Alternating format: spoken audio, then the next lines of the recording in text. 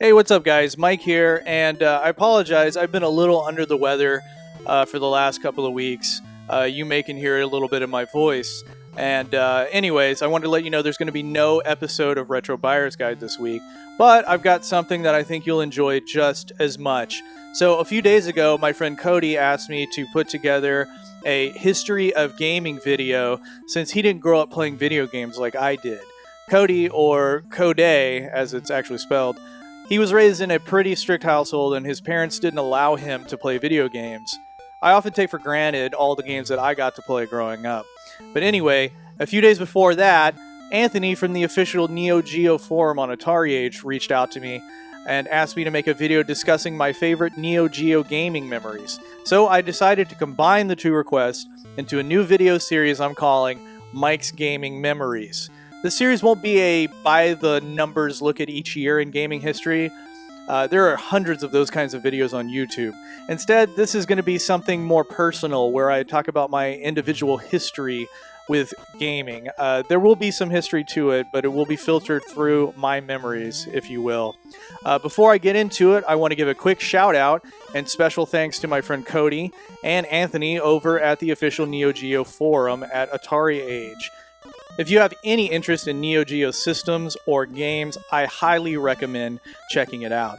Alright guys, let's get nostalgic.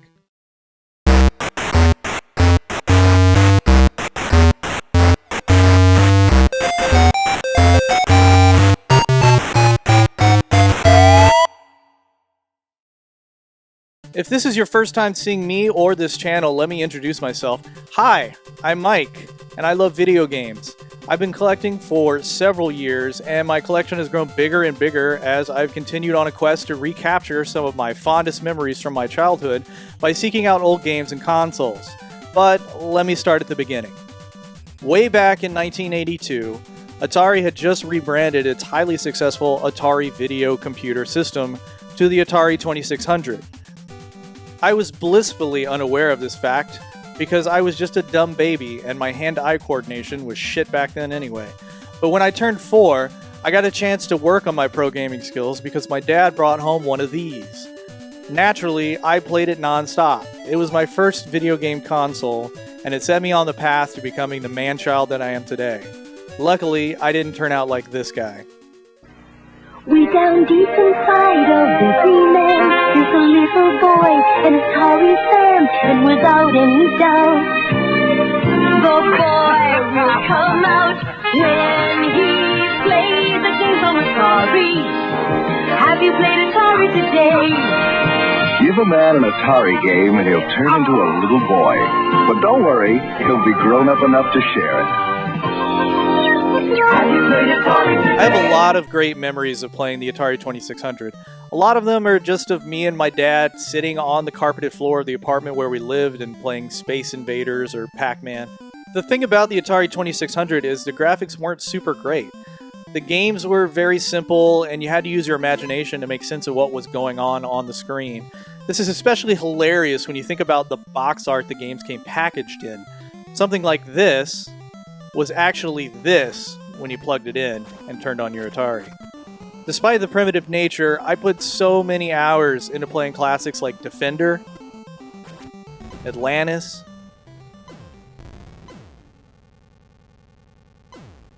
Riddle of the Sphinx, Crystal Castles,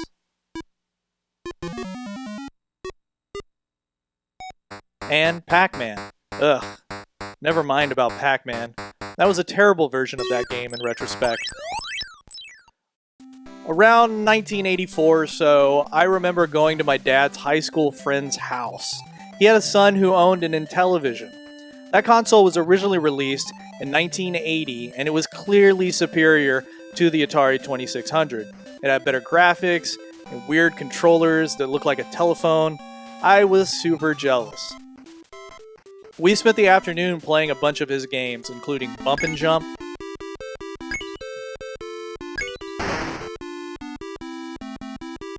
Burgertime,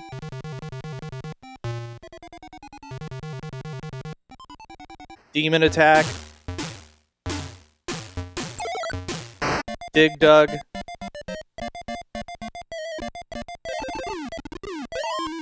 and a really shitty version of Donkey Kong. To give you an idea of the graphical difference between the Intellivision and the Atari 2600, check out basketball on the Atari 2600. Now here is NBA basketball for the Intellivision. That's a pretty big jump between the two machines. I should also mention that at the same time, the ColecoVision was also available. I never saw one in person until much later in life. I don't think I even saw it in stores for sale anywhere. It's possible that the video game crash of 1983 might have had something to do with that.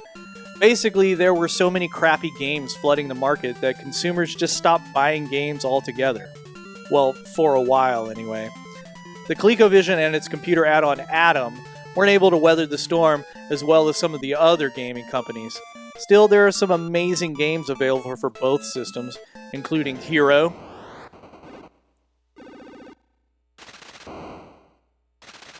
Galaxian,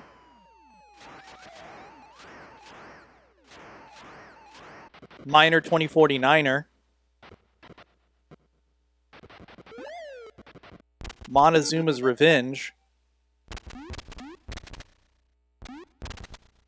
Jumpman Jr., Mr. Do, and a vastly superior version of Donkey Kong. This was the best home version of Nintendo's runaway arcade kit that you could buy until Nintendo released their own version for the NES years later. Speaking of the mighty N, I remember being on the playground of my school around 1987 and hearing this kid talk about Super Mario Bros. On the Nintendo Entertainment System. He was like, there's this fire-breathing dragon, and you gotta jump over him and grab an axe and chop down a bridge. My mind was running wild hearing this. It sounded unreal, and you know what? It kind of was when I actually played it. It's impossible to overstate how much of an impact Nintendo had on kids back then. The characters were everywhere, and I mean everywhere. They were on lunchboxes, digital watches, board games, and even in rap songs. Did you see the latest Nintendo newsletter? Whoa, nice graphics. I'd like to get my hands on that game. You mean you haven't played it yet? We can play it on my Nintendo Entertainment System. It's The Legend of Zelda, and it's really rad. Those creatures from Ganon are pretty bad. Octoroks, Tektites, Levers, too. But with your help, our hero pulls through. Yeah, go Link, yeah, get Zelda. Awesome. Intense. The Nintendo Entertainment System. Your parents help you hook it up. The Legend of Zelda sold separate. There was even an official Nintendo cereal featuring the iconic characters. I just so happen to still have a box, and trust me, it tastes like ass. Nintendo even had a movie that was basically an hour-and-a-half commercial for all of their games in the system called The Wizard.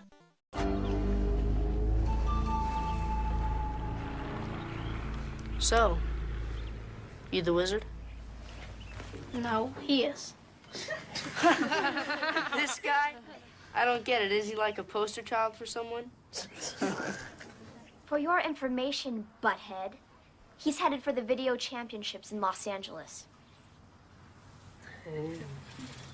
Is that right? Well, let's just see how good he is then. Guys?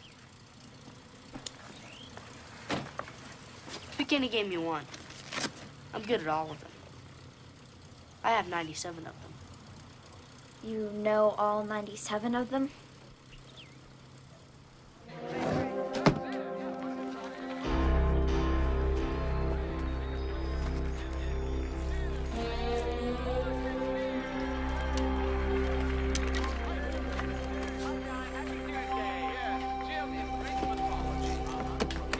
What is that? I don't know.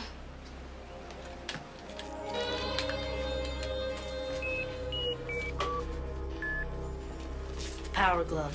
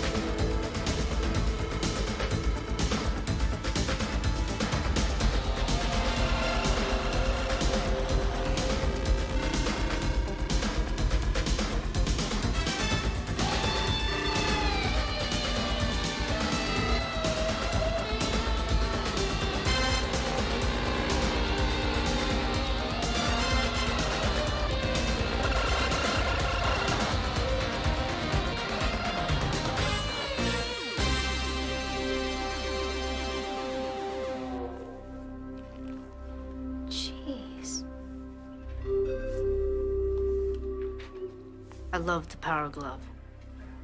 It's so bad. In 1988, I received my first NES as a Christmas present. I also received these pants. Like many kids at the time, my afternoons after school were dominated by games on the NES. There are so many amazing games on the system, I could go on way too long listing them all here. Some of my favorites, though, are Castlevania 3, Dracula's Curse, Contra,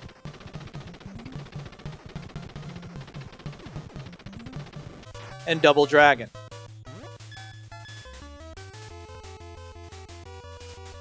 I especially love Ninja Gaiden because it had cutscenes in it, and that was pretty novel back then. Another one of my favorites is Super Mario Bros. 2. An interesting note about the character Birdo is that she is technically the first transgender character in a video game, according to the official instruction manual. It states that Birdo would rather be called Birdetta. Here's my impression of a Southern man offended that he might have to share a bathroom with Birdetta. I will not shop at Target because Birdo is a threat to my wife and daughter. Guys, I can make that joke because I'm from the South. Don't worry about it. Anyways, looking back, Super Mario Bros. 2 was kind of a weird game. It's nothing like the first game, and that's because it didn't start as a Mario game to begin with. It's a reskin of the Japanese Famicom Disk System game Doki Doki Panic. I should also mention Super Mario Bros. 3 as it was such an amazing example of the evolution of games on the platform. The difference between the first game and this one is astounding. Meanwhile, in 1989, a little company named Sega was planning to take on Nintendo with a bold new marketing plan and a brand new 16-bit console. Also, I was planning on being the coolest boy at my school with my brand new football helmet shirt. The Sega Genesis was the ultimate cool in 1989. I mean, it did what Nintendo didn't, or don't.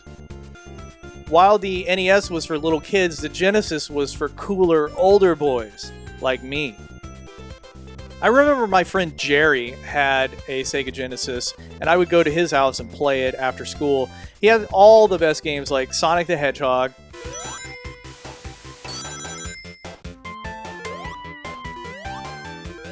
Revenge of Shinobi,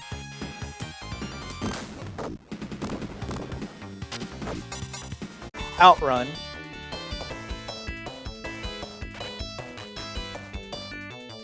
Splatterhouse 2, Golden Axe,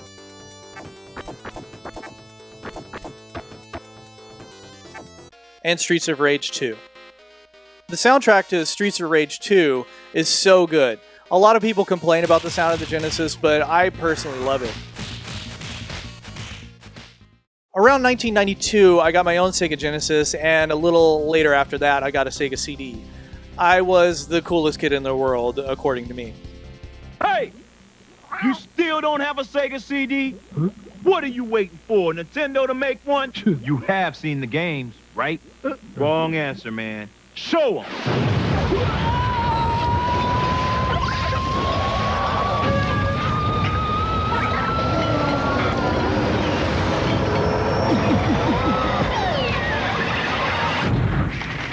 Want to see more? In 1991, Nintendo launched the Super Nintendo and simultaneously Paul Rudd's career. When you decide to step up to this kind of power, this kind of challenge, this kind of flying, crashing, feeling, when you decide to get serious, there's only one place to come: the games of Super Nintendo. No one else creates this kind of experience, because no one else creates these kinds of games. Now you're playing with power, superpower. It was more advanced, it had better graphics, it had more buttons, and had cool purple accent coloring. I got mine around launch and I played it non-stop with my friends. Some of my favorite games for the system are Super Metroid,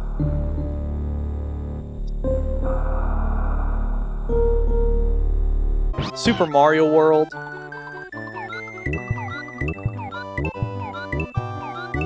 and Super Castlevania 4.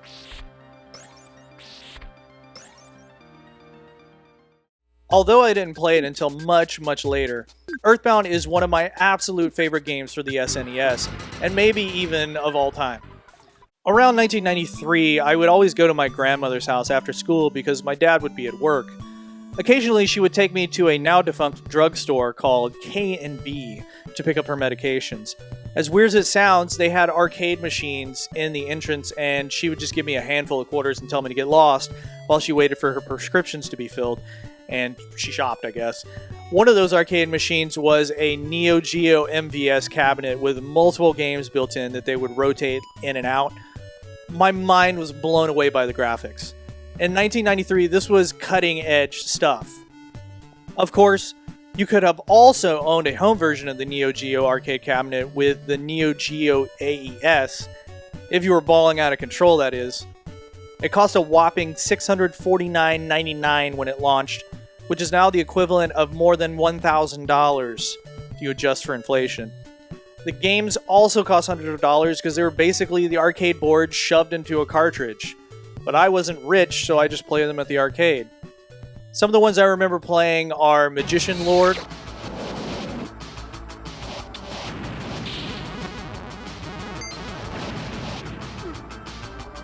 Aero Fighters,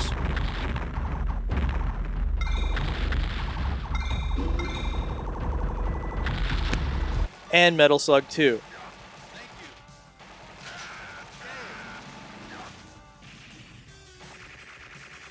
I especially love Metal Slug 2. One of my favorite things about that game was when it would flash on the screen to get in the camel instead of on. I always thought that was funny. I also like how there's a dolphin pilot on Aero Fighters. Oh, Japan.